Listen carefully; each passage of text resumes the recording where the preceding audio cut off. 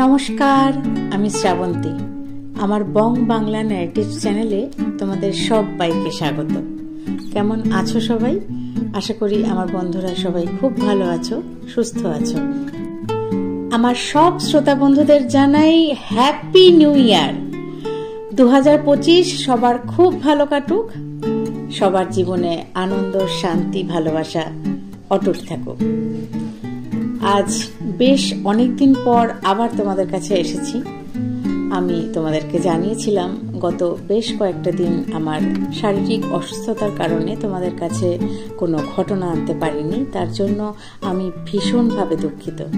আশা করি তোমরা সবাই আমার পাশে আছো, সাথে আছো।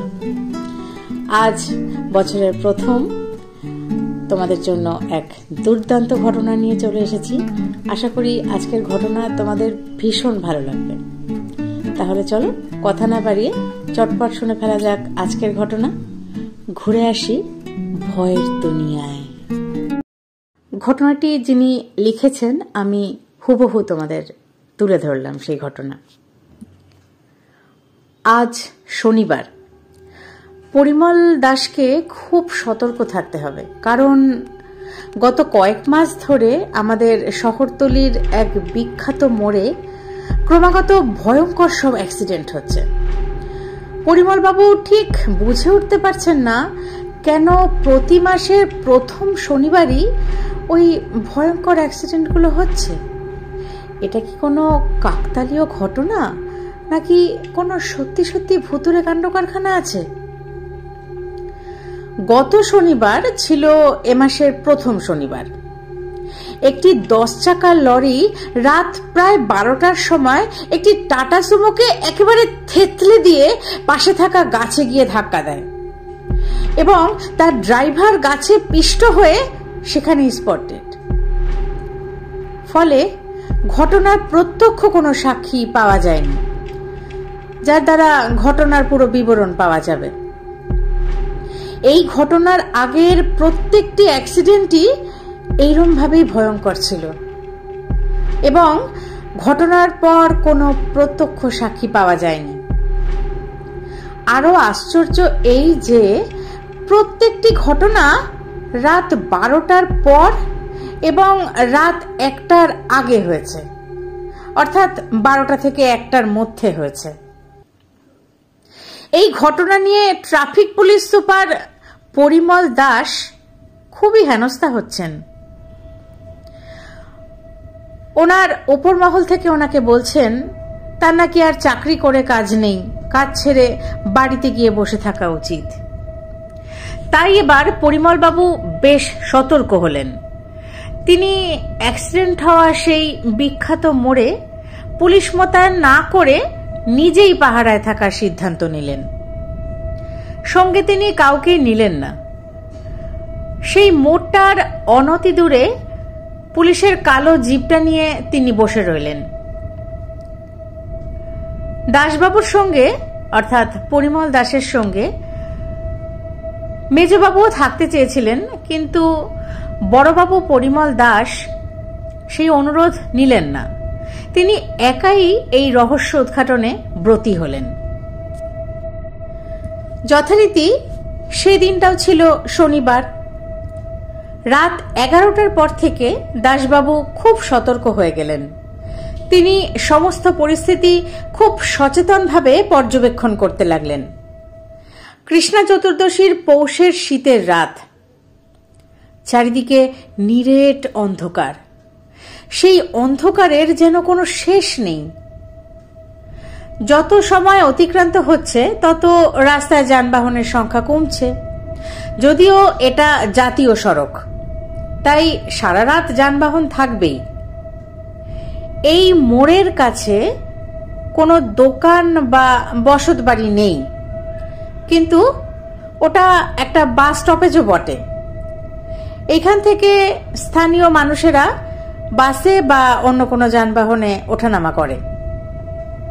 কিন্তু আশ্চর্য এই যে এখানে কোনো দোকান বা বসতি কিছু গড়ে ওঠেনি। তাই এখানে অনেকটা সময় কাটানো খুবই ঝক্কির ব্যাপার। তবুও দাসবাবু এখানে পাহারায় আছেন তার চাকরির রেপুটেশনের কথা ভেবে। হঠাৎ পরিবেশটা কেমন যেন হয়ে গেল।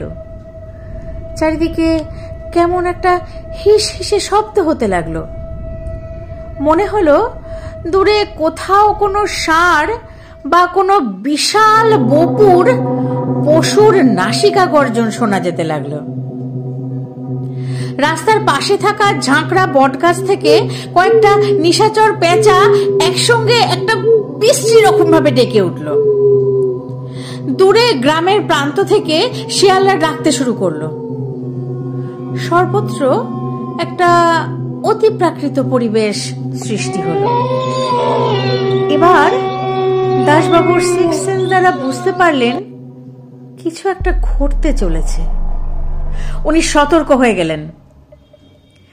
এর কিছু পরেই, অর্থাৎ এই পরিবেশ, এই ওনার সিক্স সেন্স দ্বারা কিছু ফিল করা, এর কিছু সময় পরেই তিনি হঠাৎ দেখতে পেলেন যে রাস্তার দুই দিক থেকে দুটি ট্যাক্সি দুরন্ত গতিতে পরস্পরের দিকে ছুটে যাচ্ছে। কিন্তু হঠাৎ একই, এখন শিশু কোলে এই মহিলা কোথা থেকে এলো? দাসবাবু স্পট ট্যাক্সির হেডলাইটে দেখতে পেলেন যে মহিলাটি শিশু কোলে নিয়ে দুটি ট্যাক্সির মাঝখান থেকে রাস্তা ক্রস করতে উদ্যত হয়েছে। এই মহিলাটিকে বাঁচাতে গিয়ে ট্যাক্সি দুটি এমন ব্রেক দিল যে দুটি ট্যাক্সির পরস্পর মুখোমুখি সংঘর্ষ হলো। একটা বিকট শব্দ হলো, মনে হলো যেন কোনো মিসাইল এসে বিস্ফোরিত হয়েছে। এইরকম আকস্মিক ঘটনার জন্য দাসবাবু মোটেই প্রস্তুত ছিলেন না। তিনি অকুস্থলে পৌঁছানোর চেষ্টা করলেন। ঘটনাটি দাসবাবুর থেকে প্রায় 200 ফুট দূরে হয়েছে। তিনি জিপ থেকে নেমে ওখানে গেলেন। গিয়ে দেখলেন ট্যাক্সি দুটি সম্পূর্ণ ধ্বংসপ্রাপ্ত হয়েছে। দুটি ট্যাক্সির প্রায় 6 জন, সবাই মৃত বলেই তিনি অনুমান করলেন। রাস্তা একেবারে তাজা রক্তে প্লাবিত। দাসবাবু টর্চ দিয়ে ভালো করে চারিদিক ঘুরিয়ে ঘুরিয়ে সবটা দেখতে লাগলেন। ঘড়িতে দেখলেন সময় রাত 12:45। এইভাবে টর্চ ঘুরিয়ে ঘুরিয়ে দেখতে দেখতে হঠাৎই তিনি দেখলেন সেই শিশু কোলে মহিলা তার টর্চের খুবই হালকা আলোর ছায়া থেকে বেরিয়ে অন্ধকারে মিলিয়ে যাচ্ছে। আর তখনই দাসবাবুর শির দ্বারা দিয়ে ভয়ের ঠান্ডা স্রোত বয়ে গেল। তিনি ধীরে ধীরে সেখানেই অচৈতন্য হয়ে রাস্তায় পড়ে গেলেন। প্রায় কতক্ষণ পর সেটা কেউই বলতে পারছেন না। রাস্তায় একটি বিয়ে বাড়ির বাস আসে। বাসের লোকেরা এই বিভৎস দৃশ্য দেখে ওখানকার স্থানীয় থানায় খবর পাঠায়। থানার মেজবাবু এসে দাসবাবুকে উদ্ধার করেন। পরে দাসবাবু সুস্থ হলেও তিনি শারীরিকভাবে বিকলাঙ্গ হয়ে যান এবং চাকরি থেকে ভলেন্টিয়ারি রিটায়ারমেন্ট নেন। আর কোনোদিনই তিনি এই ঘটনার কোনো বিবরণ সঠিকভাবে দিতে পারেননি। তাই এই ঘটনার প্রকৃত সত্য আজও উদ্ধার করা যায়নি। দাসবাবু শুধুই বলেছিলেন ওই শিশু কোলে মহিলাটিকে তিনি হঠাৎ করে চলে আসতে দেখেন এবং টর্চের আলোয় তিনি দেখতে পান অন্ধকারে মিলিয়ে যাওয়া। ব্যাস, এইটুকু ছাড়া আর কোনো কিছুই উদ্ধার করা যায়নি। তাই আজও শহরতলির ওই বিখ্যাত মোড়, যেখানে বাস স্টপেজ রয়েছে, সেই বাস স্টপেজে লেখা আছে দুর্ঘটনা প্রবণ এলাকা, গাড়ি আস্তে চালান, সবাই নিরাপদে থাকুন। তো এই ছিল দুর্দান্ত একটি ঘটনা। সত্যি ঘটনাটি অবশ্যই খুবই মর্মান্তিক, তার কারণ এরকম কত দুর্ঘটনা যে সেখানে ঘটেছে তার তো কোনো ঠিক নেই, এবং যার কোনো প্রকৃত সত্য আজও উদ্ধার করা যায়নি। কেন ওই স্থানেই প্রত্যেক শনিবার অর্থাৎ মাসের প্রথম শনিবার এই ঘটনা ঘটে। জানি না আজও সেখানে কি একই রকমভাবে দুর্ঘটনা ঘটে, জানার আগ্রহ রইল আমার। তোমাদের কি মনে হয় কি হতে পারে সেই স্থানে এই দুর্ঘটনা হওয়ার পিছনে? সেই মহিলা কি কোনো অশরীরী? সেই মহিলার কি ওই স্থানেই কোনো দুর্ঘটনা ঘটেছিল? ওই স্থানেই কি কোনো অ্যাক্সিডেন্টের কারণেই সেই মহিলার মৃত্যু হয়েছিল? অনেক প্রশ্নই মনে তৈরি হচ্ছে, যার কোনো প্রকৃত উত্তর হয়তো পাওয়া যাবে না। তোমাদের কি মনে হলো ঘটনাটি শুনে? আমাকে প্লিজ কমেন্ট করে জানিও। সাথে এরকমই আর একটা ছোট্ট ঘটনা আমার মনে পড়ছে, মনে হলো তোমাদের সাথে শেয়ার করি। আমার এক পিসতুতো দাদার ঘটনা।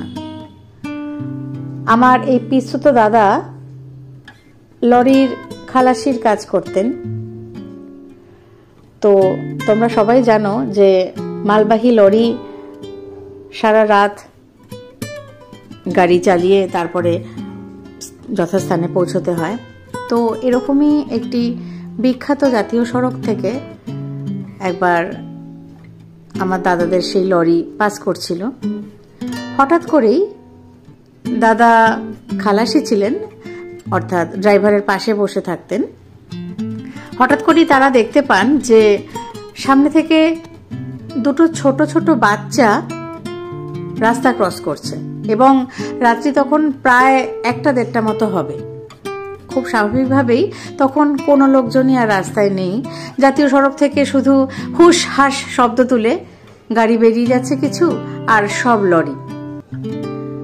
তো হঠাৎ করে সেই বাচ্চা দুটোকে লরির সামনে ওভাবে চলে আসতে দেখে খুব স্বাভাবিকভাবেই ড্রাইভার দাদা ব্রেক কষেন, এবং গাড়ি প্রচণ্ড হেভি লোডেড লরি থাকে, তো গাড়ি নিয়ন্ত্রণ করতে না পারায় একদম সজোরে পাশে গিয়ে এক মোটা গাছে ধাক্কা মারে, এবং সেখানেই আমার দাদা এবং সেই ড্রাইভার ভদ্রলোক মারা যান। সেই বাচ্চা দুটি কে ছিল, কি বৃত্তান্ত, আমার দাদাদের লরির পিছনে যে আরো লরি বা অন্যান্য গাড়ি ছিল তারা কিন্তু কেউই বলতে পারেনি, তার কারণ তারা কোনো বাচ্চাকে ওখানে দেখেইনি। তাহলে কারা ছিল ওই বাচ্চা দুটি?